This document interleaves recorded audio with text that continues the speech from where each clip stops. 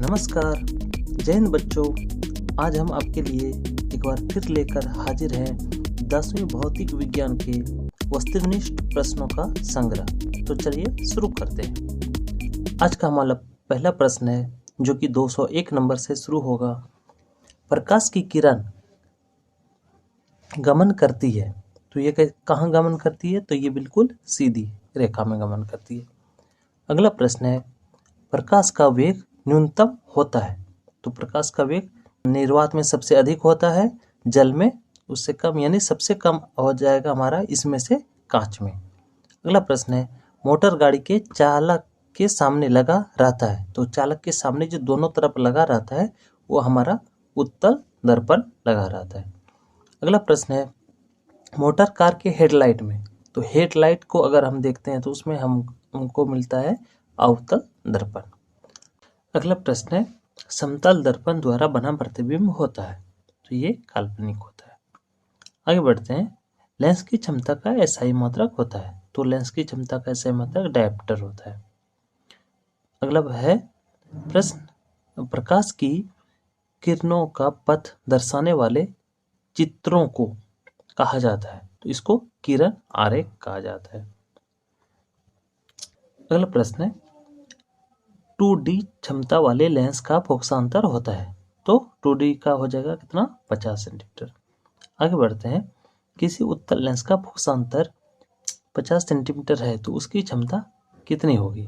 तो अभी same question था, 50 सेंटीमीटर है तो उसकी क्षमता कितनी हो जाएगी? 2 डायरेक्टर।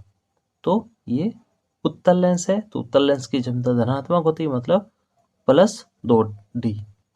आगे बढ़ते हैं, प्रकाश के किरण के समूह को क्या कहते हैं? तो किरण पुंज कहा जाता है। अगला है, उत्तल लेंस की क्षमता होती है तो उत्तल लेंस की क्षमता धनात्मक होती है, अवतल लेंस की क्षमता ऋणात्मक होती है। अगला है, उत्तल लेंस को कहते हैं तो उत्तल लेंस को अभिसारी लेंस कहते हैं क्योंकि यह विभिन्न प्रकाशीय किरणों को एक बिंदु पर फोकसित कर देता है, इसीलिए इसको अभिसारी लेंस कहा जाता है। अगला प्रश्न है, अवतल लेंस को कहते हैं तो अवतल लेंस को अपसारी लेंस कहा जाता है। वो इसलिए कि अवतल लेंस का जो ये इस तरह का स्ट्रक्चर होता है, इसके चलते समांतर आ रही प्रकाशीय किरणें पर ऐसे चारों ओर फैल जाती है। अगला प्रश्न है, निम्न में से कौन सा पदार्थ लेंस बनने के लिए प्रयुक्त नहीं किया जा सकता? तो देखिए, जल का भी लेंस बनाया जा सकता है। पुराने ज़माने में जल का ही लेंस बनाया जाता था और कांच का तो बनाया ही जाता है, प्लास्टिक का भी लेंस बनाया जाता है, लेकिन मिट्टी का हमारा जो है वो लेंस नहीं बनाया जा सकता। आगे बढ़ते हैं, किस दर्पण में हमेशा वस्तु का छोटा प्रतिबिंब प्राप्त होता है? तो अगर छोटा प्रतिबिंब प्राप्त करें तो वो हमेशा उत्तल लेंस चला जाएगा। अगला प्रश्न है, किस दर्पण से वस्तु का बड़ा प्रतिबिंब बनता है? तो ये अवतल दर्पण से बनता है। अगला प्रश्न है, प्रकाश के परावर्तन के कितने नियम है? तो प्रकाश के परावर्तन के 2 नियम है।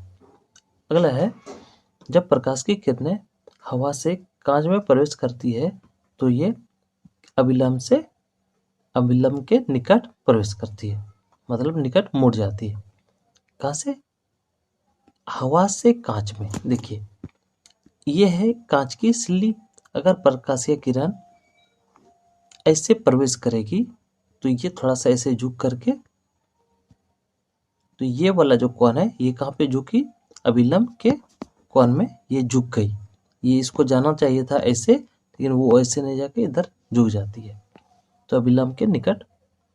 अगला प्रश्न है, फोटोग्राफी कैमरा का अभिदृश्यक होता है तो इसमें उत्तल लेंस होता है।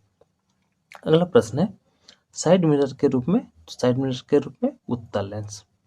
अगला प्रश्न है, एक अवतल दर्पण की फोकस दूरी 10 सेंटीमीटर है तो उसकी वक्रता त्रिज्या होगी।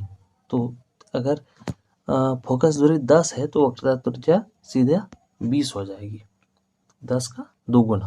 अगला प्रश्न है, निर्गत किरण एवं अभिलंब के बीच के कोण को क्या कहते हैं? तो इसको निर्गत कोण कहा जाता है। आगे बढ़ते हैं, सरल सूक्ष्मदर्शी में किसका उपयोग किया जाता है? तो उत्तल लेंस का उपयोग होता है। अगला प्रश्न है, किस लेंस के द्वारा सिर्फ काल्पनिक प्रतिबिंब बनता है? तो ये हमेशा अवतल दर्पण जो है, अवतल लेंस जो है, इसमें हमेशा काल्पनिक प्रतिबिंब बनता है, ये कभी वास्तविक नहीं बना सकता। अगला प्रश्न है, परावर्तन के नियम से निर्धारित होता है? तो परावर्तन कौन है? परावर्तन नियम है, तो ये परावर्तन कोण बराबर अपवर्तन कोण हो जाएगा। अगला प्रश्न है, काल्पनिक प्रतिबिंब होता है? तो काल्पनिक प्रतिबिंब जो होता है वो हमेशा सीधा होता है। लेंस में मुख्य फोकस की संख्या कितनी होती है? तो एक दायां एक बायां यानी 2 होती है। अगला प्रश्न है, सर्च लाइट का परावर्तक सतह होता है? तो ये अवतल दर्पण का बना होता है। अगला प्रश्न है, दाढ़ी बनाने में कौन सा दर्पण प्रयुक्त होता है? तो दाढ़ी बनाने के लिए अवतल दर्पण प्रयुक्त होता है। अगला प्रश्न है, एक उत्तल लेंस की क्षमता एक डायोप्टर है तो उस लेंस की फोकस दूरी, देखिए एक डायोप्टर अगर क्षमता है तो फोकस दूरी हमारा, पहले तो उत्तल लेंस है तो धनात्मक होगा, तो उसमें एक डायोप्टर तो 100 सेंटीमीटर, एक डायोप्टर बराबर 100 सेंटीमीटर। आगे बढ़ते हैं, किसी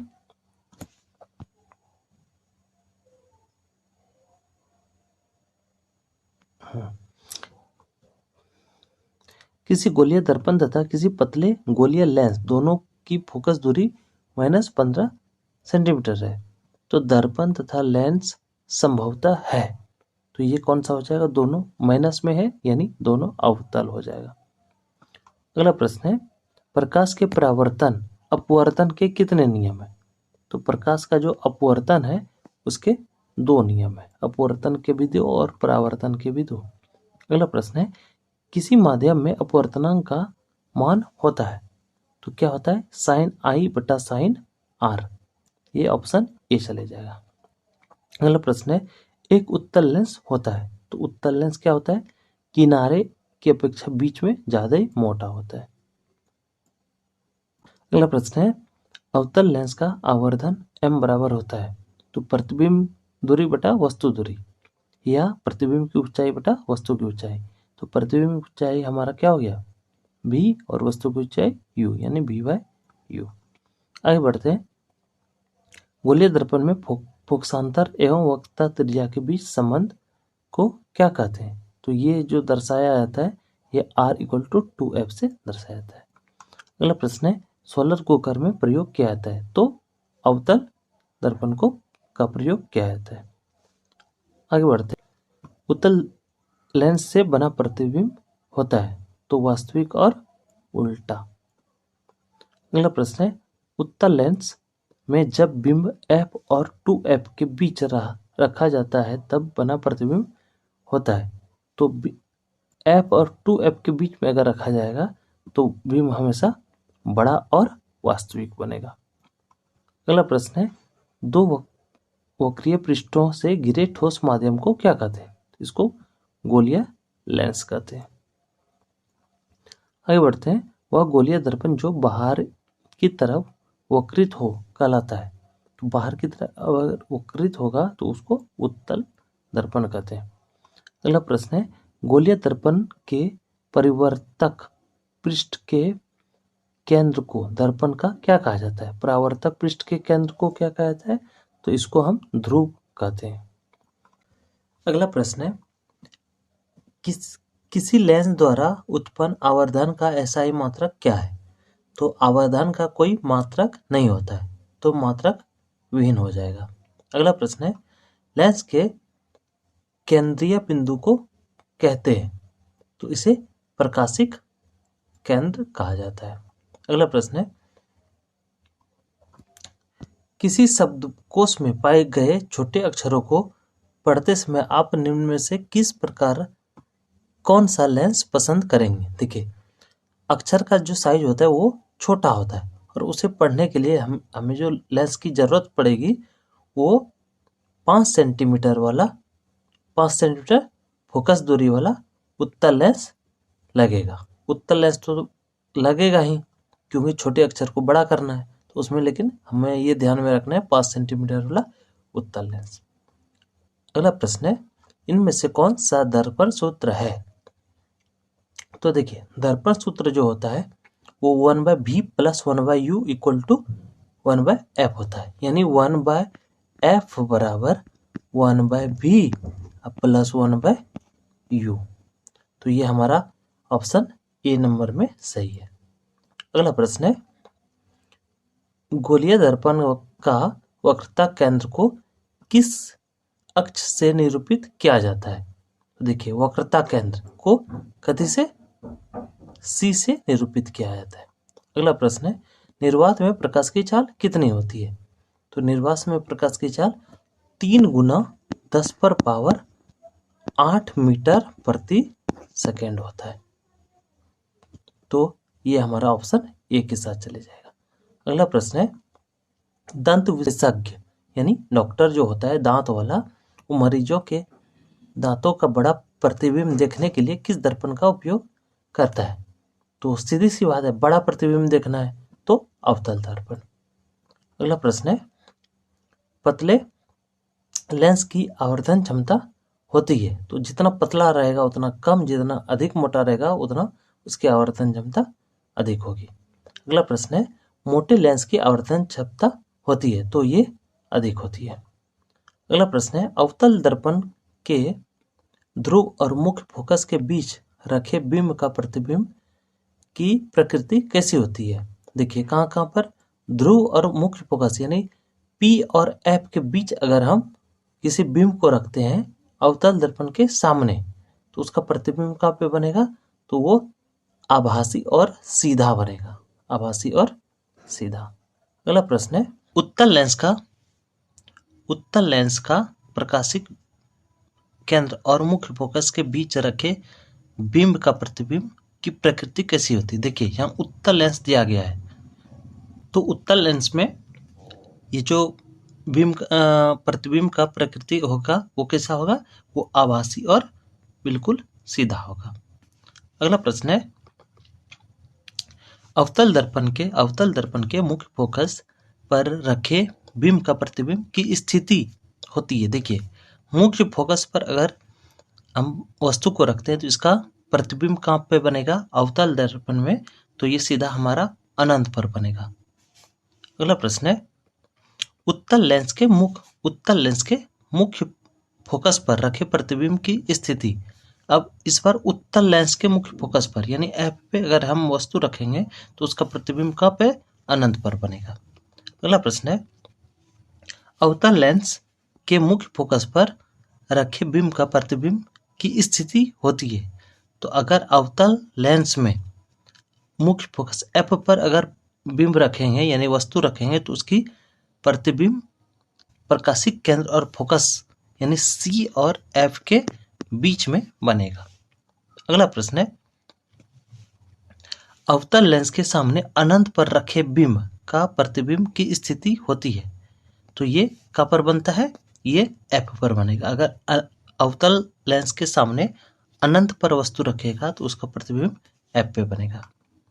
आगे बढ़ते हैं। अगला प्रश्न है, अवतल दर्पण के सामने अनंत पर रखे बिंब का प्रतिबिंब की कहाँ पर होता है, कहाँ पर बनता है? तो ये हमारा बन जाएगा सीधे मुख्य फोकस एफ पर।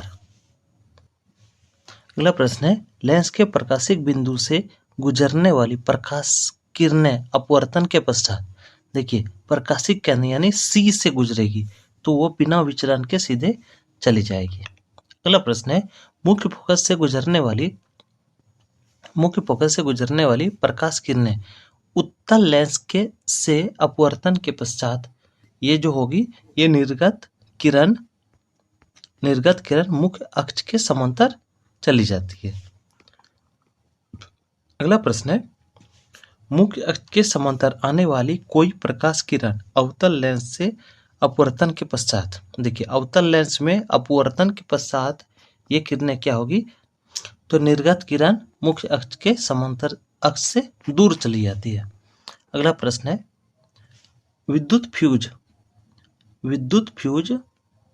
विद्युत धारा के किस सिद्धांत पर कार्य करती है? तो ये उष्मीय यानी गर्म होता है तब फ्यूज उड़ता है। अगला प्रश्न है, 1 किलोवाट घंटा किसके बराबर होता है? तो ये होता है 1 किलोवाट यानी हमारा 3.6 गुना 10 पर पावर 3.6 गुना 10 पर पावर 6 जूल। आगे बढ़ते हैं। अगला प्रश्न है, विद्युत घंटी किस प्रभाव पर कार्य करती है? तो विद्युत घंटी जो है ये ऊष्मीय प्रभाव पर कार्य करती है। आगे प्रश्न है, लघु पतन के समय परिपथ में विद्युत धारा का मान होता है। तो लघु पतन के समय जो होता है परिपथ में विद्युत धारा का मान बहुत अधिक बढ़ जाता है। अगला प्रश्न है, डायनमो का सिद्धांत आधारित है। डायनमो का सिद्धांत आधारित है तो ये किस पे आधारित है? विद्युत चुंबकीय प्रेरण पर आधारित है। आगे बढ़ते हैं। डायनमो से किस प्रकार की धारा प्राप्त होती है, यानी किस प्रकार की धारा निकलती है डायनमो से? तो इसमें देखिए एसी जनरेटर और डीसी जनरेटर दोनों होता है, यानी इस दिष्ट और प्रत्यावर्ती दोनों, यानी ऑप्शन सी हो जाएगा। आगे बढ़ते हैं। विद्युत बल्ब में कौन सी गैस भरी रहती है? तो विद्युत बल्ब में हम सभी जानते हैं अक्रिय गैस भरी रहती है। अक्रिय यानी निष्क्रिय गैस। आगे बढ़ते हैं। भारत में उत्पादित प्रत्यावर्ती विद्युत धारा की आवृत्ति होती है। तो आप अगर किसी बल्ब या इलेक्ट्रॉनिक चीजों का गौर से देखे होंगे तो उसमें आपको लिखा दिखेगा कि 50 हर्ट्ज, ऑप्शन ए। आगे बढ़ते हैं कि हमारे देश में विद्युतमय तार एवं उदासीन तार के बीच कितना विभवांतर होता है? तो हम सभी देखते हैं कि वो 220 वोल्ट का होता है। आगे बढ़ते हैं। विद्युतमय तार किस रंग का होता है? देखिए विद्युतमय जिसमें करंट रहता है प्लस वाला, तो वो हमारा लाल रहता है। अगला प्रश्न है, घरेलू परिपथ में उदासीन तार का रंग होता है। तो उदासीन जो होता है वो काला, और जो हमारा अर्थ होता है वो हमारा हरा होता है। आगे बढ़ते हैं। चुंबकीय क्षेत्र का एसआई मात्रक होता है। तो चुंबकीय क्षेत्र जो होता है वो उसका एसआई मात्रक टेस्ला होता है, टेस्ला। आगे बढ़ते हैं।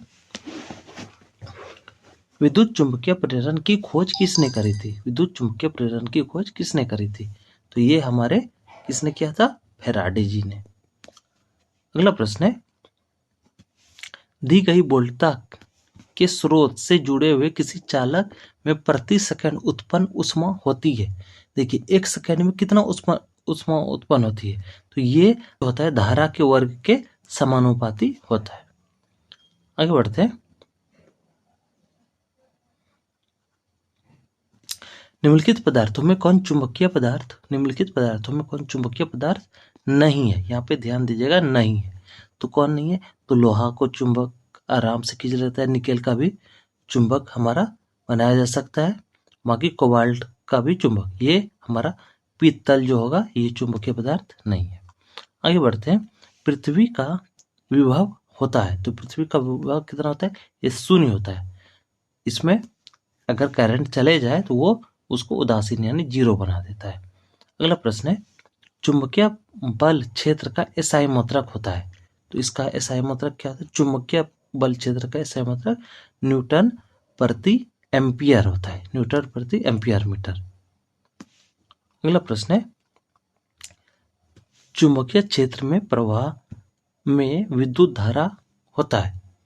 तो चुंबकीय क्षेत्र में प्रवाह में विद्युत धारा जो होता है वो चालक पर बल उत्पन्न करता है, अगला प्रश्न है, चुंबक द्वारा धारावाही चालक पर लगाए गए बल की दिशा ज्ञात की जाती है। किसी चुंबक पर जो ये ज्ञात की जाती है वो फ्लेमिंग के वामहस्त नियम द्वारा ज्ञात करते हैं। अगला प्रश्न है, विद्युत मोटर को चलाया जाता है। तो विद्युत मोटर को कैसे? प्रत्यावर्ती और दिष्ट दोनों चीज से चलाया जाता है, यानी एसी मोटर डीसी मोटर दोनों होते हैं। अगला प्रश्न है, विद्युत मोटर की क्रिया आधारित होती है। तो ये क्या होता है? विद्युत धारा और चुंबकीय प्रभाव पर। ठीक है, ऑप्शन ए। आगे बढ़ते हैं। डायनमो के द्वारा बदला जाता है। तो इसके डायनमो से क्या होता है? यांत्रिक यानी घूर्णन गति को से हम बिजली उत्पन्न करते हैं, यानी यांत्रिक ऊर्जा को विद्युत ऊर्जा में। अगला प्रश्न है, विद्युत मोटर के द्वारा बदला जाता है। तो विद्युत मोटर के हम करंट देते हैं तब वो घूर्णन करता है, यानी विद्युत ऊर्जा को यांत्रिक ऊर्जा में, ऑप्शन ए। आगे बढ़ते हैं, अगला प्रश्न है, विद्युत धारा के कारण उत्पन्न चुंबकीय क्षेत्र की दिशा ज्ञात की जाती है। तो यह कैसे ज्ञात किए जाते हैं? फ्लेमिंग के वामस के नियम से, वामस नियम से। अगला प्रश्न है, चुंबकीय क्षेत्र एक ऐसी राशि है, चुंबकीय क्षेत्र एक ऐसी राशि है जिसमें होते हैं, तो चुंबकीय क्षेत्र में हमारा परिमाण और दिशा दोनों निश्चित होते हैं, यानी ऑप्शन सी। अगला प्रश्न है, किसी कुंडली में विद्युत वाहक बल का मान उसके संबंध चुंबकीय फ्लक्स के परिवर्तन की दर का क्या होता है? तो ये समानुपाती होता है। आगे बढ़ते हैं, किसी क्षण चुंबक के अंदर चुंबकीय क्षेत्र रेखाएं की दिशा होती है, तो ये दक्षिणी ध्रुव की ओर होती है, हमेशा इसको ध्यान में रखना है। अगला प्रश्न है, जल विद्युत संयंत्र किस ऊर्जा को विद्युत ऊर्जा में रूपांतरित करता है? तो इसमें देखिए, जल हमारा एक स्टोर होता है कहीं पे, ठीक है, और उसमें जो भरा रहता है वो एक किसी नल या क्या बोलते हैं, एक तरह से नहर के माध्यम से निकलता है और वहां पे टरबाइन घुमाया जाता है। तो इसलिए हम कह सकते हैं कि स्थैतिक ऊर्जा को विद्युत ऊर्जा में।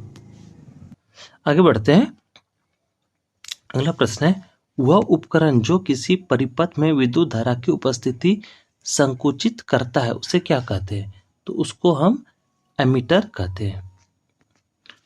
अगला प्रश्न है, माइकल फैराडे एक प्रसिद्ध क्या थे? माइकल फैराडे भौतिक शास्त्री थे। अगला प्रश्न है, विद्युत परिपथ में लघुपथन अथवा अतिभारण के समय होने वाली हानि से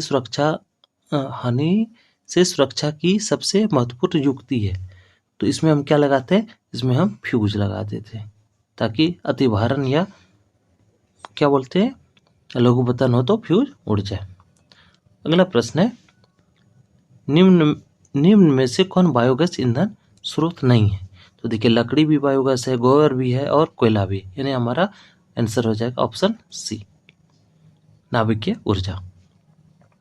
अगला प्रश्न है कि ग्लोबल वार्मिंग के लिए उत्तरदायी गैस है, तो ग्लोबल वार्मिंग के लिए कौन है? तो कार्बन डाइऑक्साइड, CO2। अगला प्रश्न है, सूर्य तथा अन्य तारों की विशाल ऊर्जा के स्रोत हैं, तो सूर्य और जितने भी तारे हैं इसमें क्या होता है?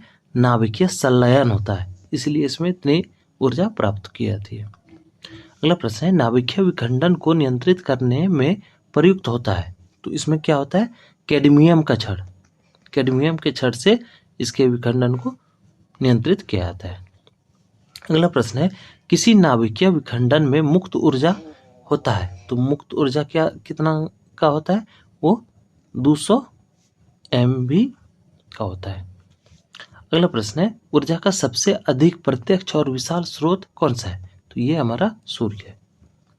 अगला प्रश्न है, बॉक्सनुमा सौर कुकर में 3 से 4 घंटे के अंदर ताप हो जाता है, ये कितना होता है? 100 से 140 डिग्री सेल्सियस तक, इतना में हमारा खाना पक जाता है। अगला प्रश्न है, पवनों का देश कहा जाता है? तो ये किसको? डेनमार्क को कहा जाता है। अगला प्रश्न है, पवन ऊर्जा जनित्र में पवन की चाल कम से कम कितनी होनी चाहिए? तो कम से कम 15 किलोमीटर प्रति घंटा होनी चाहिए। अगला प्रश्न है, जीवाश्म ईंधन का उदाहरण है? तो कोयला भी है, लकड़ी भी है, गोबर भी है, इनमें से सभी। अगला प्रश्न है, प्राचीन काल में ऊष्मीय ऊर्जा का सबसे अधिक स्रोत था? तो प्राचीन काल की अगर बात करें, सबसे ज्यादा उपयोग किया जाता था ऊर्जा के रूप में लकड़ी का। आगे बढ़ते हैं, कार्य करने की क्षमता को क्या कहते हैं? तो इसको ऊर्जा कहा जाता है। अगला प्रश्न है, गोबर गैस एक प्रकार की क्या है? बायोगैस है। अगला प्रश्न है, नवीकरणीय ऊर्जा स्रोत है, तो इसमें कौन है? तो सौर ऊर्जा। अगला प्रश्न है, जैव गैस एक उत्तम ईंधन है क्योंकि इसमें मीथेन गैस पाई जाती है, तो जैव गैस में कितना %? तो 75% मीथेन गैस पाई जाती है। अगला प्रश्न है, अनवीकरणीय ऊर्जा स्रोत है। अनवीकरणीय बोल रहा है, तो जिसको नया नहीं किया जा सकता, ये हमारा कौन हो जाएगा? जीवाश्म ईंधन। ये एक बार अगर समाप्त हो जाए तो फिर से इसे नहीं बनाया जा सकता। अगला प्रश्न है, सौर ऊर्जा को विद्युत ऊर्जा में परिवर्तित की जाती है, तो ये सौर सेल से। अगला प्रश्न है, एक उत्तम ईंधन है, तो उत्तम ईंधन हम किसको बोलेंगे? तो इसमें से कोयला, लकड़ी नहीं, जैव गैस को बोलेंगे उत्तम ईंधन, क्योंकि यह अधिक मात्रा में ऊष्मा उत्पन्न करता है और अपशिष्ट भी काफी कम मात्रा में छोड़ता है।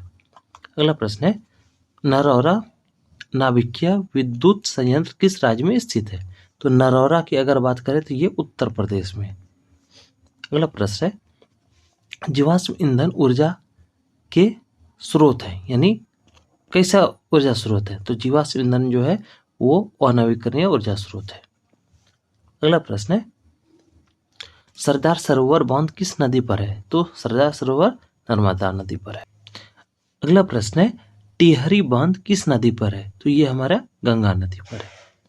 आगे बढ़ते हैं, भारत का पवन ऊर्जा द्वारा विद्युत उत्पादन करने वाले देश में कौन सा स्थान है? तो भारत का स्थान जो है वो 5वां है। अगला प्रश्न है, सौर सेल बनाने के लिए किसका उपयोग किया जाता है? तो इसमें सिलिकॉन का उपयोग ज्यादा होता है। अगला प्रश्न है, बांध के द्वारा स्थापित टरबाइन ज्वारीय ऊर्जा को किस में रूपांतरित करती है? तो बांध के द्वारा जो है इसको विद्युत ऊर्जा में बदला जाता है टरबाइन द्वारा। अगला प्रश्न है,